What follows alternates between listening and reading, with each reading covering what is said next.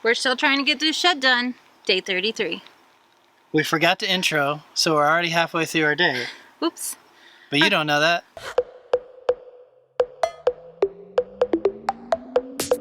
We gonna take it, gonna take it, gonna take it, gonna take it, gonna take it, gonna take it, gonna take it, gonna take it, gonna take it to the top. I'm gonna. What are we doing today, Bib? Well, today we are fixing some of the heat issues with our battery management system. Mm-hmm. We are finally installing the trim around the front door and the inside. Uh-huh. We're also getting ready to pour our cement pad at the front door. We're going to prepare to pour it. We're not Right. going to pour it today. Right, we're preparing. We're preparing the area. And I might talk about internet hookups. Because I've done it. You have not done internet hookups. Yes, I have. Oh.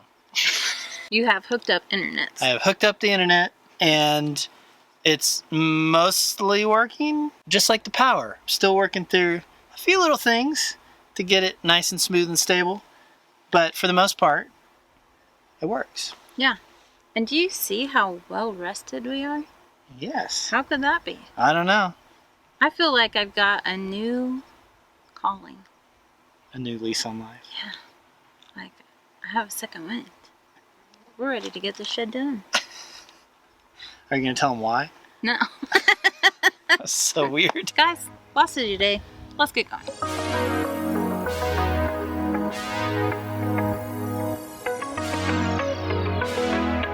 One thing we've been needing to do is to add a heat sink to our BMS. Some of that had to do with some of the settings in the BMS while it's trying to balance the batteries, but then part of it too is that we have a huge battery bank, we have a huge solar array, and we have some pretty high draw appliances. The Airstream air conditioner especially uses 16 to 1700 watts continuously.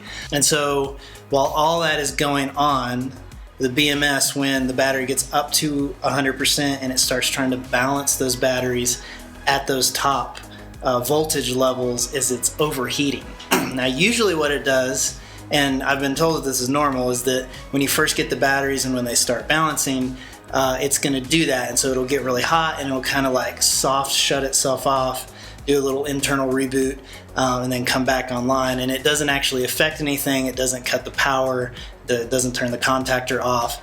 But we have had a few instances where it got so hot that it wouldn't allow itself to come back on, and then it shut the whole system down. So part of that had to do with some of the voltage settings that we've been playing around with. But then the other thing that was recommended was to add a heat sink to the back, because it's just a little box. There's a lot of voltage that's passing through when it's trying to balance these cells. So this was a pretty simple thing. I got a little heat sink off Amazon. I got some thermal paste and even like a thermal pad to put behind it, and then just got a little bit longer screws. And so I'll show you that real quick. Okay, so the BMS is this guy right here. And it was screwed flat against this piece of wood, and like I said, there was a lot of voltage that was passing through. So the quick fix was I got a little heat sink. It's kind of hard to see. I don't know if you can see it back here. There it is. It's a little bit smaller than the BMS, but the whole idea is that you just want to get it off of there and then use those fins to move some airflow. So if you actually look at the solar charge controllers, it already has that built in. But in our case, the BMS was just getting too hot. So I'm hoping that raising this up off of the wood will help keep it within its range of temperatures. And this isn't cell temperature. The cell temperatures are perfectly fine. It's the internal BMS temperature is what's getting really hot. So anyway, that's what I did today. Now, some of you may be thinking, what about all the other stuff that you changed? What would I need to know if I was going to do something similar? Well, don't worry, we'll get into all that later. I've got to sit down and write up everything and double check all the math and the numbers and the voltage and everything just to make sure that what I'm telling you is correct. So we will get to that eventually, probably after the solar shed is done, because if I'm being honest, it's probably a week or two worth of work to put all that information together. I am keeping track of all these little sort of gotchas that we've been running into with the system, so that if you build something similar like this, hopefully we can make it a little easier for you to navigate through these things you might run into.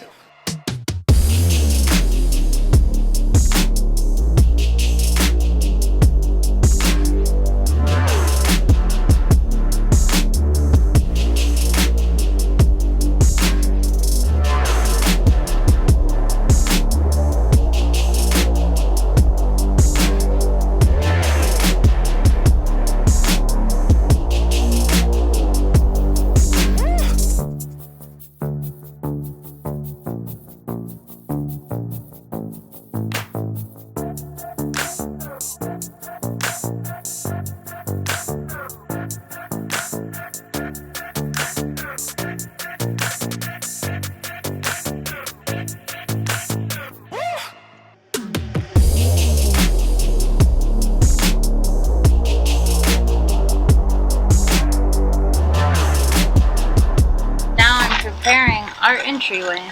During monsoon season, the water was like coming down the property and nearly coming in the door.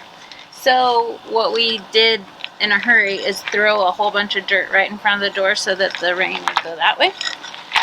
So I am now removing that dirt so that we can pour a cement pad kind of on a ramp and a little bit of an angle from the door out to the entryway. I think we're going to pour it in sections, but I'm not 100% sure. We're still working through that, but I'm just getting the ground ready.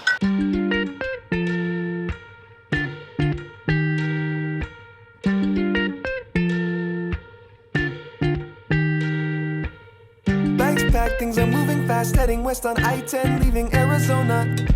No catch, never looking back, but I think that I can see where I'm going. Suitcase living miles away, I haven't showered in days. Focus, ain't no time to waste, know enough to know if there's a chance and I'ma take it. Got me like, oh, we're living on a bread and pay the rent. How I've become aware I miss my bed. And even though I know that it's a mess, I'm gonna make it. Oh, ooh, ah, ah, ah, ooh, ah, ah, ah, I can feel it.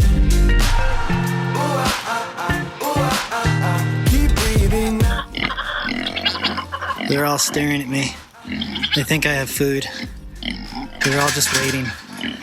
Guys, I don't have anything. Feeling now, going to wait to see things stay the way they are.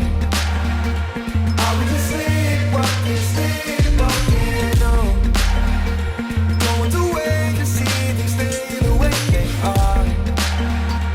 Are we just sleepwalking? Time has come. It's cleaned out. It's the best we can get. It's all really hard right there, so I think we're good. We're not going to even mess with gravel, even though, yes, we know we should put gravel down. It's we don't pretty care. much gravel under there anyway. Yeah, it's So- hard surface. And it's lots of rocks and mud. And Yeah.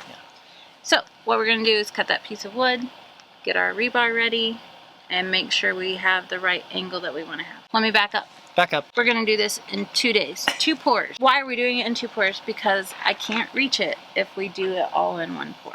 And I have to do it by hand. Right. And we don't have the bull float, and the bull float was way too big anyway. Yeah, it wouldn't have worked. It's such a small area, width-wise, but then it is kind of deep. So Right. we're going to pour part of it and then take the board out and then pour the rest of it the next day. Yeah. But we need that rebar to stick out of the first pour into the second pour. So it's going to be a little bit tricky, but you'll see here in just a minute. Okay. Ready? Let's get it ready. Let's go.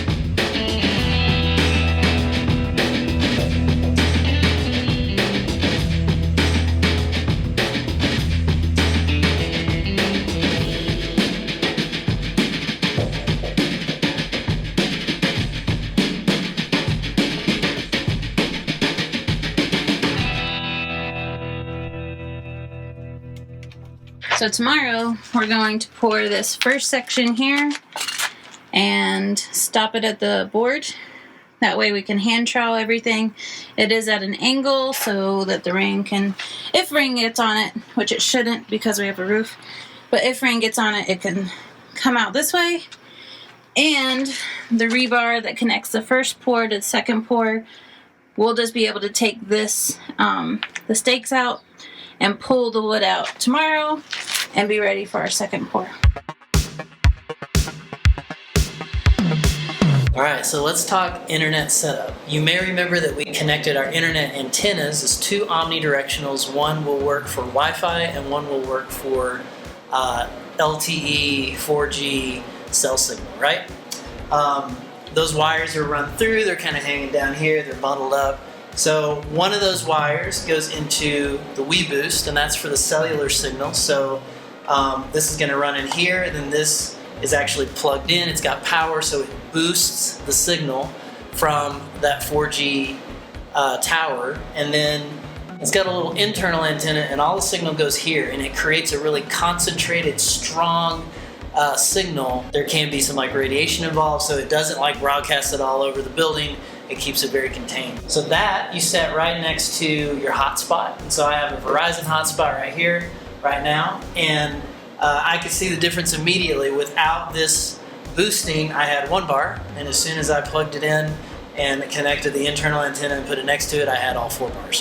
So it definitely works. Now the other thing is, this is tethered into this PepWave Surf Soho. And the cool thing about the Surf Soho, yes, it's very dusty because I need to clean it, but these will USB tether to a variety of hotspots and basically let you take the speeds from that hotspot straight in there, and then it will pass those directly out to a Wi-Fi signal. The other thing that this does, you'll notice it's got 2 antennas on the back. It actually has space for a third, but that is what we plug that other antenna on the outside of the building to. So that actually allows that Wi-Fi signal to go out and to be broadcast outside of the building, but it also allows it to be broadcast in, or I guess pulled in. So we're sending our Wi-Fi signal out with this router, and then I actually have another one of these routers inside the Airstream with the same setup, but I took this out of there, so this isn't in there anymore. So what I'm trying to do is connect this Wi-Fi to that Wi-Fi. So that PepWave, basically I go into the admin and I say, I don't want you to use a hotspot or cell signal to connect. I want you to connect to this other Wi-Fi network that you should be able to see. And that way we keep the internet centralized in this building, and then it's just kind of piggybacking off that in the Airstream. It's a little confusing. It's also an experiment, like I said. There's obviously like speed degradation when you're throwing a Wi-Fi signal 100 feet. So the question is whether it would be usable. Right now I'm actually talking with PepLink because I've got a few little issues I'm working through where sometimes it's good and then sometimes it just loses the connection or gets confused or has DNS problems. So these are all most likely just little settings that I need to get in there and figure out how to tweak to get it to work. But yeah, so for now, in the solar shed, we have great internet. We've been able to watch the Apple TV. It's been super fast. We can do our work in here. So yeah, so far so good. Just have a few more bugs to work out, and then once I get that all figured out, I'll make sure I let you guys know. Wrapping up day 33. Was that right? 33? 33. Okay. Have we got the shed done yet? Not yet, Not quite. but we're getting closer. Yes. We got the trim done. Mm-hmm. We got the entryway cleaned up and rebarred up and ready for pouring tomorrow. Uh-huh. What else did we do? Is that it? I feel like we did something else. You did something. You cleaned up. 99. Hey. Stop. Oh, I fixed the BMS with the heatsink Right. Okay, is that all we did? and internet. Is that all we did? It's a lot for me. It's a lot of technical stuff. It wasn't a lot for me. You do so much all the time. It's fine. It's good. And I didn't do what I wanted to do today. Right. I know. Guys, not enough time in the day. But we're coming up on a weekend where we have all day to work. So the next couple of videos will be longer. We'll make more progress. It'll be lots of fun. All right. Right? We'll see you then.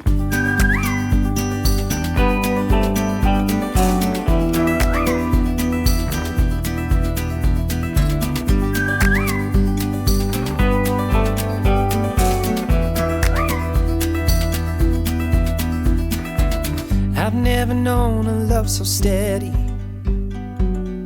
Even gold won't turn your tide.